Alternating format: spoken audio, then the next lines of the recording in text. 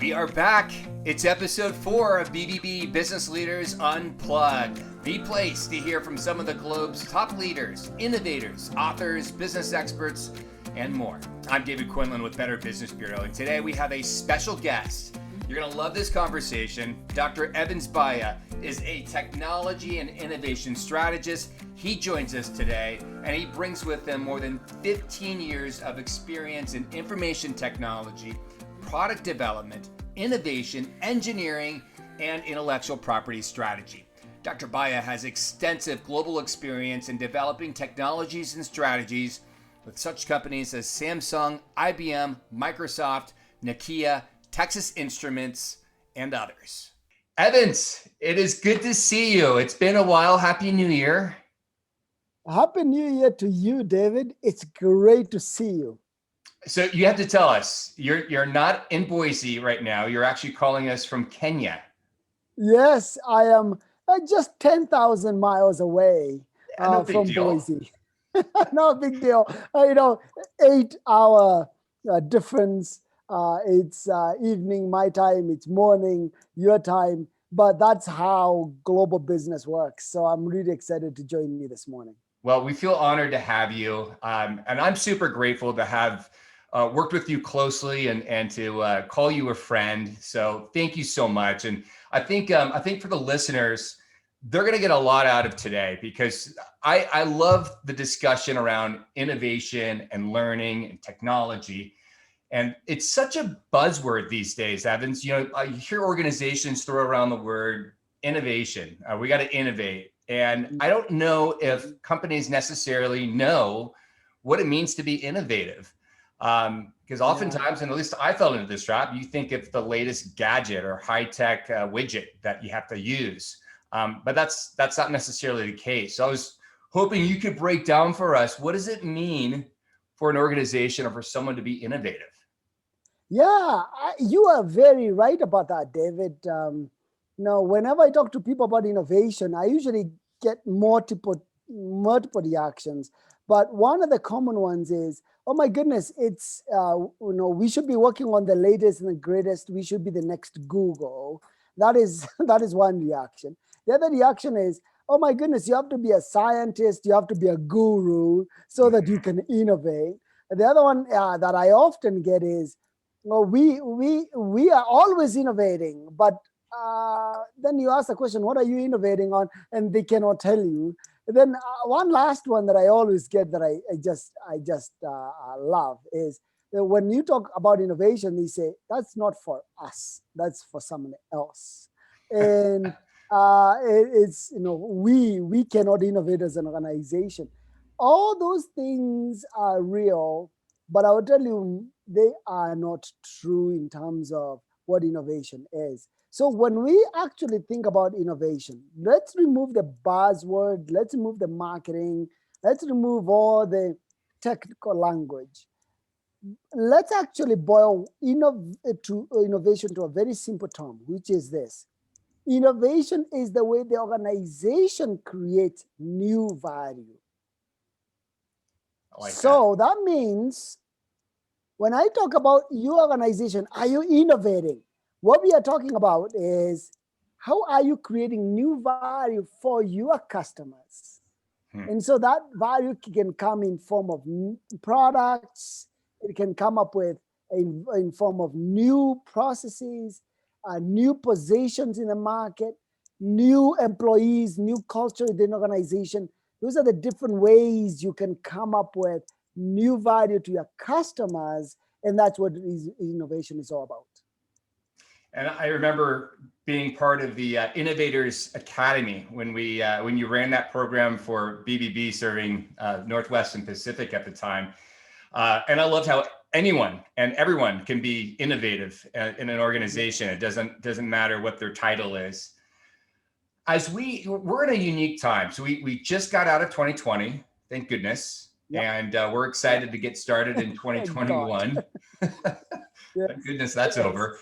But we're not out of the woods yet. We're not in the clearing yet. I think as businesses gear up for this new year, what are some things that they should keep in mind? What do you think the expectations are for small businesses as they try to dig their way out of 2020?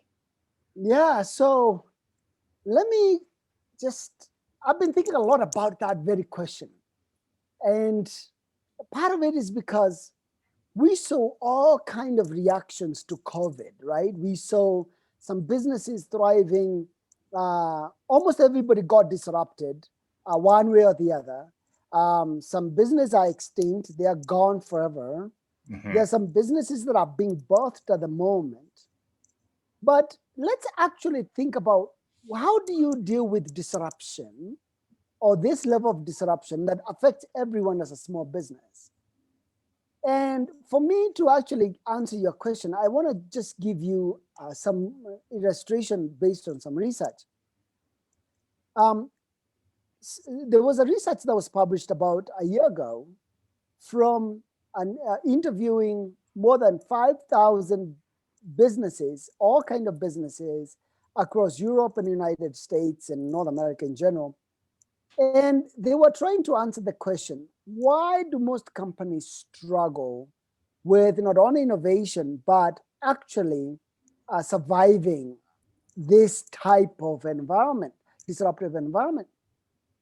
And they actually came down to one major reason. There are a lot of reasons, but one major one. If you think of a Pareto principle or Pareto chart, this was really 80-20 kind of a thing. And they said the number one reason most companies and small businesses struggle is because they do not have a clear understanding of their customer. Oh, yeah. So with that in mind, I've been thinking a lot, how do you readjust to this new disruptive environment? The greatest investment you can make as a small business owner, please listen to me, is understand your customer. Your customer changed last year. Your customer was disrupted last year. So how and what you used to serve them last year may have changed. And it's going to change in the near future. So guess what? You cannot rely on 6 months of worth of data and surveys and things like that. It's time for real conversations with your customers. Know them, fall in love with them, fall in love with the problems that they are having to deal with, and now create new value, which is innovation, with a new product, new service, new process, whatever it is that you come up with based on deep, intimate knowledge of your customers. And you don't have to wait for the next big survey to do that. You can do that right now. That is such a trigger for me. And I couldn't agree more, because sometimes, as I've seen it, people's customer segments, that's so broad, and they need to really narrow in and understand what their pain points are and how your goods and services will, alleviate those pain points. So I love that. And by the way, for folks wanting to get more information on customers and some of the processes that we're going to be talking about today, I'll put that in the description on the link below. Eveans has some great materials that can help you through that. Eveans, you talked about in one of your writings, the key to recovery following a business crisis is that you need to create new value. Because a lot of businesses may have to, and I hate using the word pivot because I feel like it's this overused word in business these days, but a lot of businesses are doing just that. They have to pivot. They got to find a new source of revenue or a new customer or a new product or service.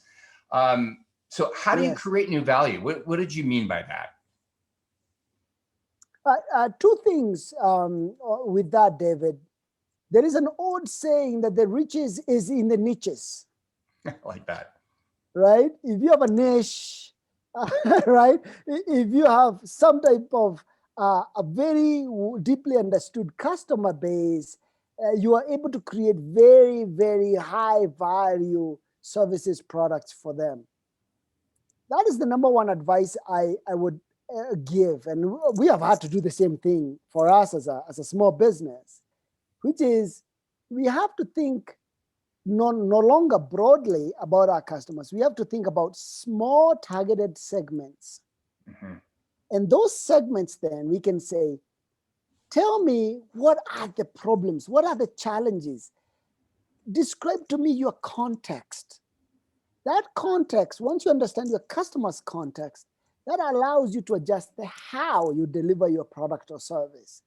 And once you know what the problem is, that allows you to know what the product is. So you need to really have a good understanding of the what and the how Okay. of your customers. So when we talk about new value, is what is it that you're going to take to your customers this year that they can instantly say, this is worth investing in so that I can survive the disruption. You can no longer just depend on what you used to provide last year and the year before and 5 years ago. You can't, because the context is changing. So in some cases, you need to adjust the how, because that is how they see value. In some cases, you have to adjust the what, because that's how they see value. So if you want to really get out of this disruption successfully, the how and the what needs to be adjusted. And of course, we have the famous many examples of restaurants, right? The restaurants used to provide food. They never stopped providing food. They changed the how, right? Now I deliver it to you. Now you can do it on the app or whatever it is, right? In some cases, some restaurants changed the what, right? So there is a famous restaurant out of in Nashville, Tennessee, that is a Mexican restaurant. They changed their menu from 50 plus things to only 3 things, and then they deliver it as well. So they changed the what and the how. And I'm telling you, David, that restaurant made more money in 2020 than they made in 2019. And this is a restaurant that's been around for 35 years. That's incredible. That's a great success story. Yeah. Yeah, that is the value, right? Always remember, your customer's perspective is changing. And therefore, their interpretation of value is changing. And therefore, you need to know what is their new interpretation of value today versus 2 months ago. Evans, you always get my mind going. Yeah, as I'm listening to you, I'm getting ideas in my head, and I'm trying to think. Oh my gosh, I need to be revisiting some of the things, the points that you're talking about. So I love it. I love it. Thank you for that answer. For companies, and you kind of talked about this for businesses whose products or services may no longer be needed. How can businesses still be sustainable, and how do they still engage with their customers? Yeah, great question, David. One of the big mistakes that I find, and we found this in our research, is that most customers have fallen in love with their products and services instead of their customers. What that means is when their products are no longer working, they forget about the customers. And you remember, you're not in business because of your product. You're in business because somebody buys your services and products. Right.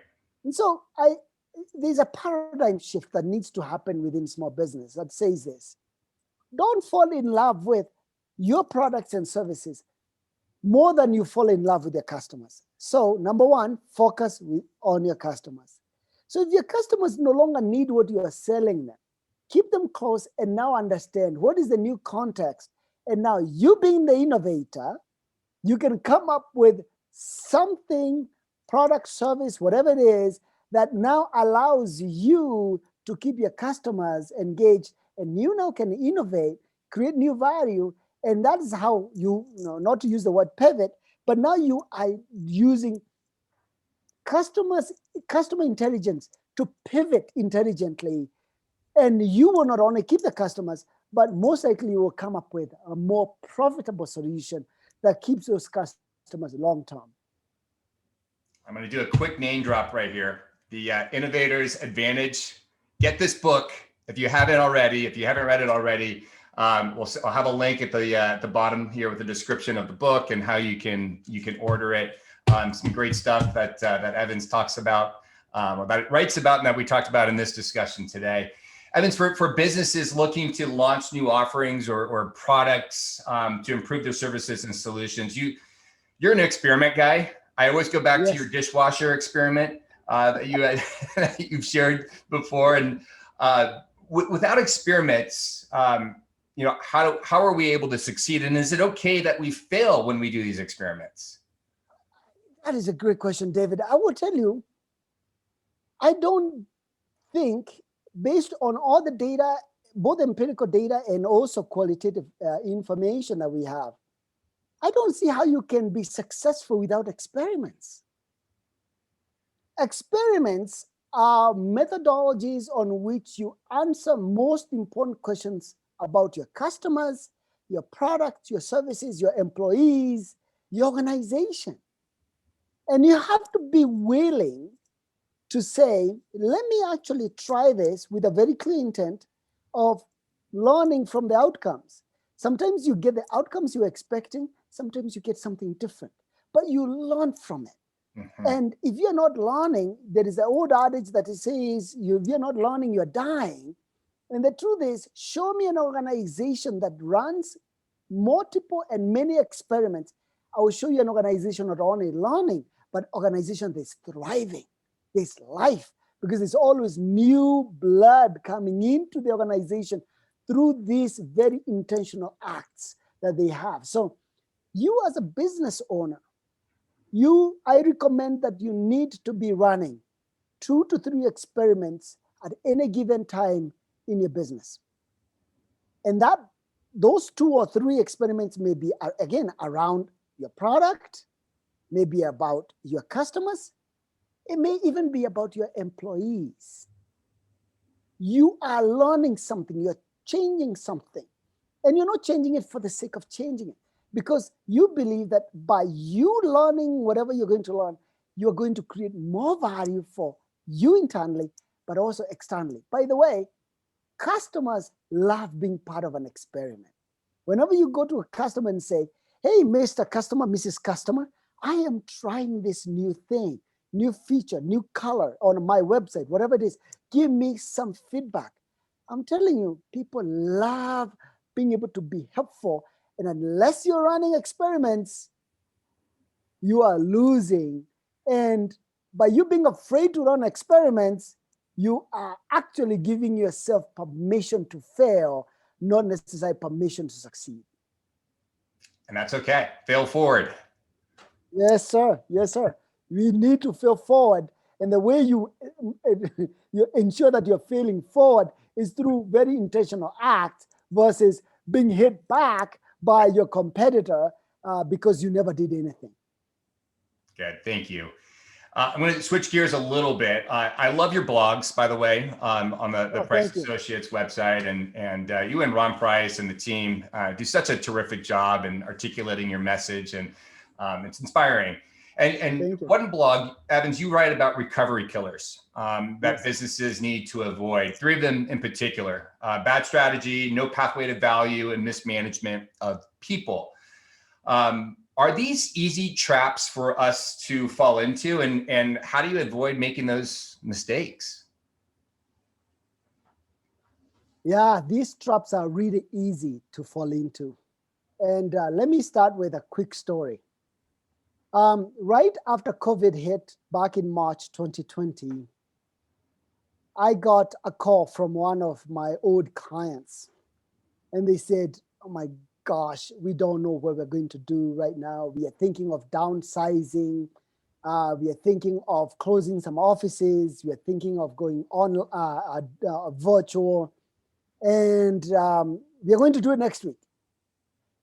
It's like, okay. So I asked the question, why? Crickets, David, crickets. And then one of the executive teams said, because that's what we we are hearing. That's what we need to do to survive, to save cash flow, all those different things. Oh, okay. Let me tell you, after that, I had the conversation with the CEO and I said, you know what he just told me in that conference call? You have no strategy. You're just reacting. Let me tell you, reaction will get you somewhere, but intentional acts and good strategy will get you to success. With that in mind, to make the whole story short, leap forward all the way to October. In October, the same company that was thinking of losing employees, shutting down, all those different things, we actually worked in month of April. I was very, very clear with the CEO. Do not lay any human being off. Do not make any acts without clear, intentional strategy. By October 2020, the guys had actually gained market share. Incredible. So it's an amazing story. I also have stories of the other side. If they never called me and they made the decision, he probably would have called me in October and telling me that they're shutting down the company. My point here is it's really easy to be reactive. And as a CEO and in a small business, you feel the weight and the burden of having to maintain payroll and do all these things. I've been there. I know what it is. But that does not give you permission to not have good strategies. So if you want to recover well and you want to recover right, make sure you have clear strategy. And then you also have to think about how do we as an organization now have intimate information and intelligence about our customers, and we deliver new value to them as we discussed earlier. And then the last most important thing is, for a long time, management has always treated people as just units of production. And the problem with that is that you as an organization exist because of people. Right. You actually create value through people. You get results through people. So why then, when you have a crisis, instead of depending on your people, you get rid of them? So the mismanagement of that asset actually leads to companies losing value, value internally and externally, and losing market share than any other reason. So I always say, make sure that you as a leader don't stress over, oh my goodness, I have to react quickly. Actually be very intentional with the actions you take. Think about the strategy you should have and why, and a very strong why. Be very clear on how and who you're going to create value to. And then go to your amazing talent and ask your talent, Mr. Talent, Mrs. Talent, help me deliver this new value based on this new paradigm. And I will tell you, if you believe in your talent, they will do it and they'll come through for you. So do not fall in those traps. It's so easy to fall in those traps, actually, as a business owner. Awesome. And we're covering so many different topics, and we could definitely take a deeper dive on some of these. I like, though, that we are doing a big survey course, if you will, on these different topics, because it is cause and effect. They all are interrelated somehow or another. But we should certainly have another discussion someday on strategy. I think that would be super helpful. Yeah. That'd be great. As we gear up for 2021, we're midway through. We're not midway through. We're midway through January right now, but we are in 2021. One of the things, for me personally, and reflecting back on 2020 and what we're seeing at Better Business Bureau and talking with small business owners and what's important to them, I feel like trust, integrity, ethics, honesty, these are our standards for trust. And this is what really differentiates our organization. And I think there is so much value and so much to be said about those values and using and incorporating those values in business.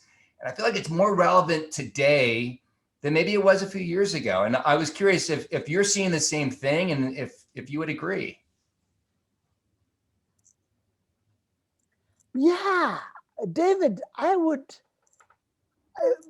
spare me because I can spend a whole hour on this topic. But let me actually just give you a couple of thoughts. Number one is I reread the book Speed of Trust. I think now, I read that book twice in 2020 because companies that are able to create trust quickly with their clients and their customers are the customers that are succeeding. And I always like to give the illustration. If I am in distress, I go to a friend. And I just don't go to any friend. I go to a trusted friend. When you are in cash crunch, you don't just go spend. You go spend with a trusted brand. When you have challenges in terms of getting new business and your customers are struggling paying you, how do you keep supporting them? Only those you trust and those who trust you. Trust is everything in business. Trust is internal to the organization and external to the organization. Your customers feel it, your employees feel it. And therefore, and now with the situation that we are as globally with not only COVID and all the politics and everything, trust is everything. Integrity is critical to business. And therefore, do not overcomplicate business. Business is about exchange. I work and exchange with people I trust who have great integrity, who have great honesty. And I cannot emphasize the need for that now than ever before. Some people will say internet disrupted that. By the way, internet is making us even want more trust, even more want or more honesty, even want more integrity. So internet has not made us less trusting. It's made us more thirsty of trust, more thirsty of integrity, more thirsty of honesty. So if you're a small business, and most of the listeners of this conversation are small business, please invest in trust, invest in integrity, invest in honesty, because that is not just good for business. It's good for you personally, and it's good for your employees and your customers as well. That is a mic drop statement, Evans. Thank you for that. I like that. And consumers, I mean, they're savvy. They know what they want. They get to choose what kind of products they want and who to do business with, especially now in the digital age. All right, so this is one of my favorite parts of the interview. Yes. I'm going to do a rapid fire question and answer with you. So we'll try to keep the answers pretty short because we got a few minutes left. But I'm dying to know, who's your mentor? Oh, God, this is a tough one, man. It depends upon the different parts of my career. But I'll tell you that, one of my mentors has been actually a virtual remote mentor. I've never met this person in person in real life, but I've followed his work since he was a researcher at Stanford. That's Jim Collins. I love Jim Collins. I love his thinking. And I have followed his work for good 10 plus years. And I am not in, so I'm also in strategy, but I love the way he thinks. So I would say he's one of my virtual, but very important influencer in my thinking. I love that. I love that answer. Your biggest learning moment, Evans, from 2020? Actually, we covered this a little earlier. Do not overreact. Do not overreact to crisis. Every crisis affords you an opportunity to think. Yep. And that was the learning moment for me. Oh my goodness, the house is on fire. I cannot just take the hose and start blowing my water around. I need to know where the fire is coming from, all those different things. Those few minutes of thinking make all the difference. And that was like April timeframe when I saw all these people panicking. And I thought, oh God, that few moments of thinking changed everything, not only for me personally, but for the clients that I serve. And so that was it for me. If you were going on a trip and you're going to take a year off and you had no communication in the outside world and you can only bring with you one book, what would that book be? Oh, that would be the hardest. I think, first of all, I would try to find a way to cut pages from other books so that this book has, if it's actually this book is 200 pages, it may end up being a 2,000 pages because I have cut all these other pages into that one book. But I'll tell you, going back to Jim Collins, I love built to last and how you build companies that last. And it's not necessarily because it's the gospel, but I love the principles in it. And I would think about how to build a business, a legacy, relationships that allows it, that also applies in relationships and networks. Those principles in Built to Last, I love them. It's kind of a holistic approach to life. So that is the one for sure I would take with me. Awesome. Last question. We talked to Bill Novelli last week about social enterprise and good business. And so, I asked him because he always said, I'm always working on my next big idea. And that's what he said throughout his career.